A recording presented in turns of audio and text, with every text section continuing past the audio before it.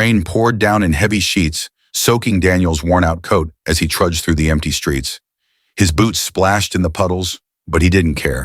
His heart felt heavier than the storm clouds above him. He had lost everything: his home, his job, his family. The only thing that had kept him going all these years was Max, his golden retriever.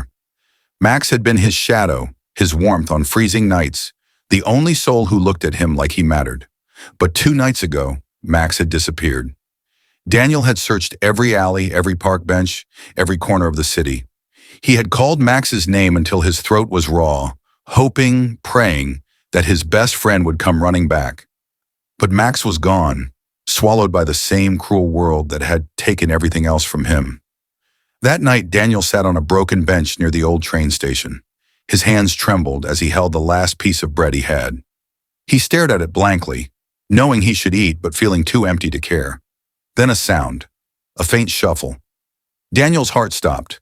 He turned slowly, barely daring to hope. And then, there he was, Maximum, soaking wet, shivering, his golden fur caked with mud. But those eyes, those warm brown eyes, were locked onto Daniel like they had never left.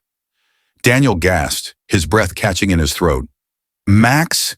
he whispered as if afraid the moment would disappear like a cruel dream. Max whimpered and took a shaky step forward. Then another. And then, suddenly, he was running, throwing himself into Daniel's arms, tail wagging, whining, pressing his cold, wet nose into his owner's chest.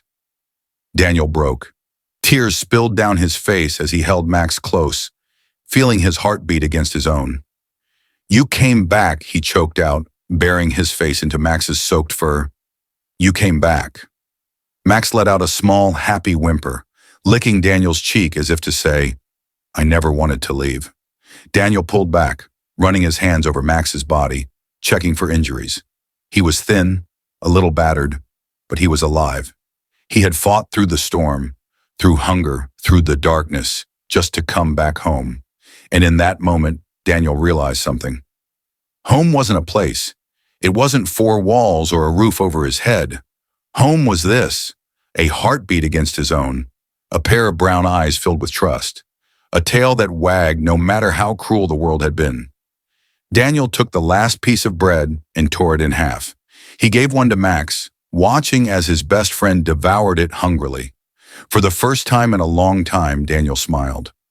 No matter how hard life got, no matter how much they had to face, he knew one thing for certain: Max would always come back, and Daniel would never let him go again.